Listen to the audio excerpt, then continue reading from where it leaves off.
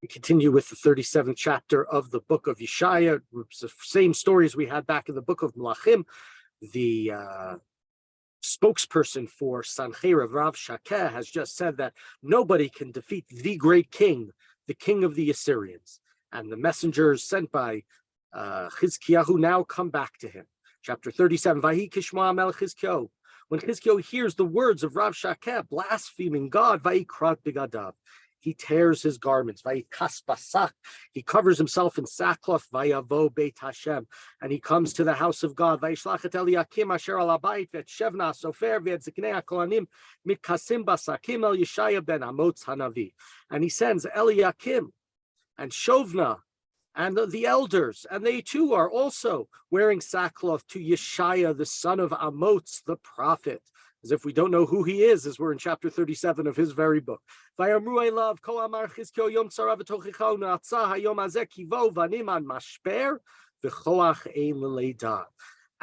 Chizkiyahu says, his messengers say to him, it's a terrible day, a day of sorrow, a day of chiding, a day of the desecration, because we have come to the birthing stool, but we do not have the ability to give birth, which is we're going through the pain, but we're not going to see the good ending of the child being birthed.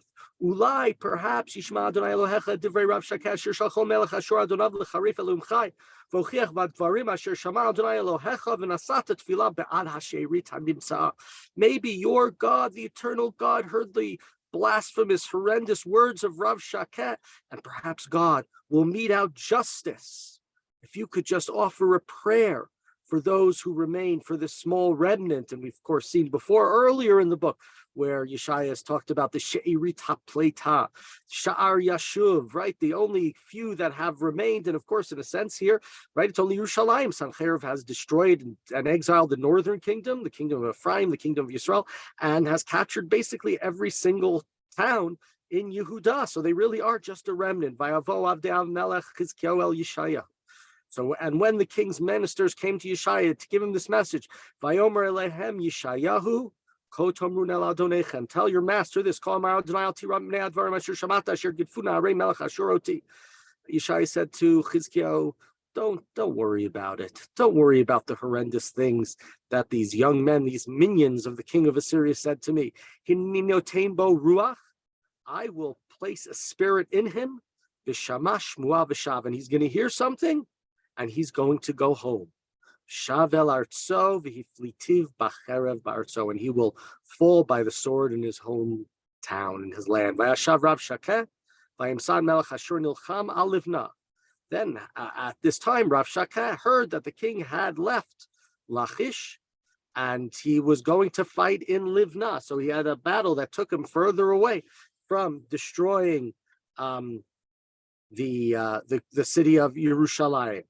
Kishama ki nasami Lachish vayishma al Tirhaka melech Kush le'mor, but the king of Assyria had heard that King Tirhaka of Kush yatzali lachem itach had come to fight him. Vayishma vayishlach malachim el Chizkiyahu le'mor. And when he heard this, he sent messengers to Chizkiyahu saying, Ko tomrun el Chizkiyahu melech Yehuda le'mor al Yisachar Elohecha asher ata botech bo le'mor lo tinaten Yerushalayim biyad melech Ashur. But even though he had to leave, he said to Chizkiyahu, he sent messengers to Chizkiyahu say, don't think that your God is going to defend you. Right? I might not be there right now, but I'll be back in a day, in a week, in a month, in 6 months, and I will take care of you. You know what the king of Assyria did to all of the other countries, and you think you're going to escape? At Gozan, Viet Haran, Veretzef, Uvnei Eden, Asher Batil Lashar. All those other nations, Gozan and Retzba and Betenet and Telasar, did they get saved by their gods? Melech Hamatu, Melech Arpanu, Melech La'ir, Sepharvayim, Hena v'Iva, we're the kings of the kings up in Syria of Hamat, of Arpad, of La'ir, of Sepharvayim, of Hena, of Iva. Chizkiyahu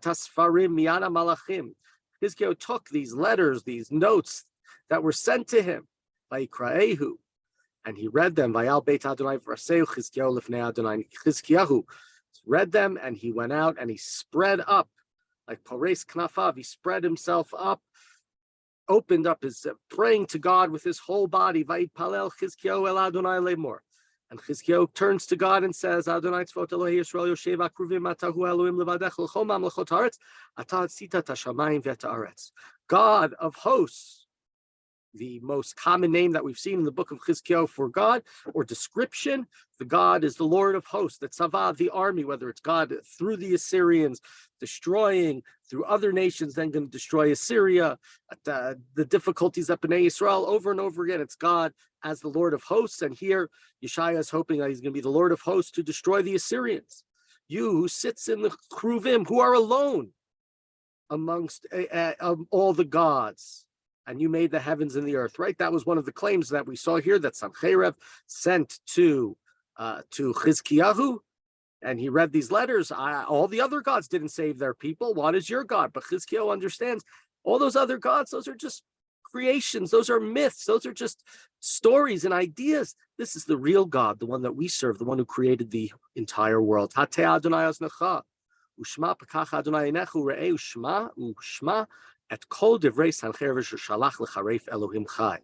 And Chizkiyahu says, oh, eternal one, listen, use your ear, open your eye, and see the horrendous things that Sancheirav said to blaspheme the living God. And interesting here is that we have here, right, the opening of the eyes and the opening of the ears, and at least 3 times in the previous 10 or so chapters, that the analogy of the blind who don't see God, who won't want to see God, will have their eyes open. They won't be able to miss what God says, right? That over and over again has been used as this idea that everybody's going to see, that's what Yeshayah has proclaimed about when God makes this incredible miracle and the 180,000 soldiers of Sancheirav will disappear and will lose dramatically and without really a physical battle. So here it's interesting to note that the same exact, right, Yeshayah is saying back to God, open your eyes,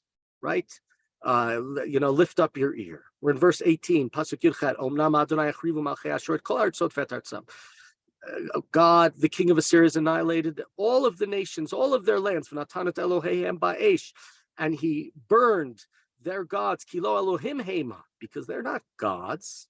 They're just stones and wood made by people, and therefore they could just easily be destroyed. And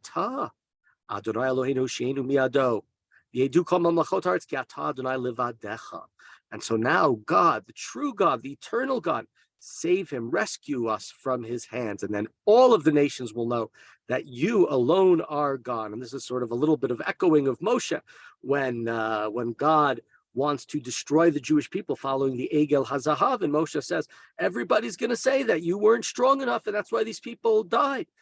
Right, God, you want the Egyptians, you want all the nations of the land to know that there is just one God, there is one reason, there's one purpose, there's one. This earth is one, it's whole. Well, if we die in the desert, they won't see that. Vayishlach, we're in verse 21. Yeshayah ben Amotzel Chizkiyahu le'mor kol amar Adonai Elohei Yisrael asher palalta elai el Sancheirav melech Ashur. And so Yeshayah sends a message to Chizkiyahu, and he says, because of the prayer that you offered to God concerning the king of Sancheirav, zeh hadavar asher diber Adonai elav. This is what God's responses to your prayer. Bazal lecha la'agal lecha betulat bat Zion acharecha rosh heinia bat Yerushalayim. The fair maiden of Zion despises you; she mocks you. Fair Jerusalem shakes her head at you. Et mi charafta vigidafta val mi harimota kol vatisa marom einecha el kadosh Yisrael. Whom have you blasphemed? Whom have you disrespected? Who did you raise your voice with arrogance? Who did you do this against? The God of Israel. Biad avadecha cherafta Adonai vatomer barav rechbi ani aliti marom harim yerketei lavanon vechrot kamat arazav mibchar broshav vavo marom kitzo ya'ar karmelo. Your servants have disrespected, they've blasphemed God because you thought it is due to my many chariots that I've climbed the highest mountains, that I have defeated, right, the remotest parts of Lebanon. I've cut down its largest cedars and cypresses, and I've reached its highest peaks and its densest forests. Ani karti v'shatiti mayim. I have drawn and drunk water. V'achariv b'kaf pa'amai kol yorei matzor. I've dried up with the soles of my feet all the streams of Egypt. But this is what Sancherib has said. It is me. I have done it. I've climbed the highest mountains. I've cut down the highest trees. I have been the one who found water in places where you didn't think there was water and was able to stop up water in Egypt where there is the great Nile. Halo shamatel merachok. We're in verse 26, pasuk chavav. Ota asiti mekedem vitzartiha, ata havetiha, utihi lehashot galim nitzim arim bitzurot. Have you not heard of the times of the past? I planned these things, God says. I designed it. You may have done it, but you are just, I'm the one who planned it. Right? I'm the one who said that we're going to make towns, great cities, desolate. V'yoshvehen kitzrei yad chatu v'voshu hayu esav sadav virak deshe chatzir gagot ushtema lifnei kama. This was all my work. I was the one who was going to have the grass of the field, and there's going to be vegetation. This was all me. V'shivtecha v'tzeitecha uvoecha yadati v'et hitragezcha elai. I know who comes and who returns, who goes out, who stays. I know who gets angry at me. I know who. Yan hitragezcha elai. But because you raged against me, you thought you're greater than me, Sancherib. V'sha'anancha Allah v'oznai. What you've said, it has come up to me. I've heard it. I didn't even have to go down and hear it. It's not like when God goes down and hears the wicked behaviors in the book of Bereshit. What you've said, your arrogance, Sancherib, has come all the way up to me. V'samti chachi be'apecha umit gi bisfatecha. I will place my hook in your nose and my bit between your jaws, in your mouth, and you will go back by the road that you came. You thought you have gone to the highest mountains, to the greatest peaks. You've done it all. You're going back to where you started from. It's like you did nothing. Almost sounds like the book of Kohelet. Dor holech v'dor ba v'olam la'olam omedet. One generation comes, the next generation comes. There's nothing new. There's nothing. Everything. It's just the same way. You haven't accomplished. Nothing has changed. You think you did all these things and you became this great emperor. And they're going to talk about you all these thousands of years later. Well, we do, but that's a separate issue. You're going to go back in the same way you came. That is to say, it's as if you did nothing. V'zelacha ha'ot. Achol hashana safiach uvashana hashenit shachis uvashana shlishit ziru v'kitzru v'netu kramim v'chlu piryam. And this is the sign for you. This year you'll eat what grows of itself, and next year you'll eat from what springs from that. And the third year you finally sow and reap and plant of your vineyards and eat their fruit. V'yasfa pleitat beit Yehuda nishara shoresh lamata v'yasa pri lamala. And the survivors of the house of Yehuda. Right earlier in the chapter, so Chizkiyahu said, God, help the she'erita pleita, help all, there's only a few of us who are left. Almost everybody has been destroyed.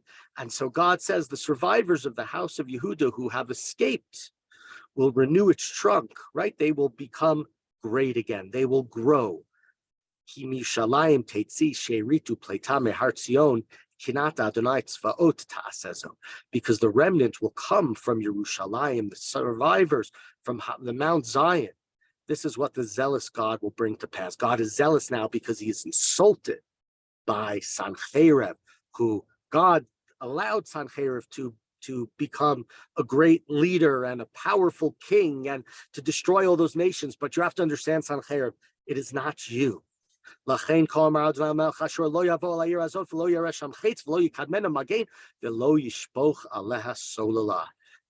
says to the king of Assyria, you will not enter the city. You will not shoot an arrow on it. You will not advance with a shield upon it or lay a siege against it. Again, he says, you will go back in the way you came. You will not enter this city. And I will protect this city for my sake and the sake of my servant David. And then what happens? And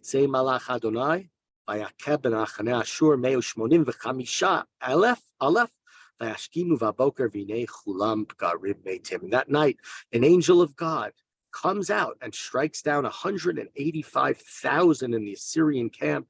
And the following morning, they are all just corpses. And Sancherib, he leaves. He goes home to Nineveh. And he is worshiping his God. You would think he would have learned something, but there he is worshiping his gods in Nineveh. Va'ad Ramelech v'shar etzer banav hikahu v'cherev v'hema nimlatu eretz Ararat v'yimloch esar chadon beno tachtav. And what happens? Two of his sons, Adar Melech and Shar Etzer, they kill him. They think that his time has passed. He has been defeated. He's no longer a god. He's no longer a deity. He's no longer this great king. He suffered this great defeat. And so they kill him, but they run away. Maybe they thought they could then take over, but perhaps the support wasn't with them. And therefore, a third son of Sancherib, Esar Chadon, succeeds him as king. And so we've had this before, this description, this wonderful miracle that happens. And just one thing that, one sort of, you could call it cute, you could call it one interesting thing that we have here. One of the words that we associate, or the phrase, at least to me, that is associated with the conquest of the land of Israel is the phrase chazak ve'ematz. It's used multiple times in the book of Yeshua. It's used especially with the character Yehoshua, who doesn't seem like the strongest guy and needs to be told over, be courageous, be strong. But it's used in relationship to him. And if he remains strong, if he remains courageous, if he is chazak, if he is hamatz, if the people are with him, then they'll be successful and they'll go and defeat their enemies and they'll conquer the land of Israel. And I would like to think of this chapter, that this is a chapter, the personification of that phrase. We have Chizkiyahu, we have chazak, and we have Yeshayah ben Amots, right? Chazak v'ematz. So often in the books that we have read, and the book we will read, the next book, Yirmiyahu, there are difficulties, the king and the prophet. They're not together. The king wants to show how great he is and how wonderful he is. He's kind of, I wouldn't say he's as arrogant as Sancherib, but in a similar way. This is a moment where the king and the prophet are together, where you have Chizkiyahu, you have Chazak, and you have Yeshayah ben Amots, you have Amatz, and because of Chazak v'Amatz, the Jewish people are saved. They remain in the land of Israel, much like God had told Yehoshua, much like God had told Moshe to tell Yehoshua, way back in the book of Bamidbar, way back in the book of Dvarim, and also, of course, in the book of Yehoshua.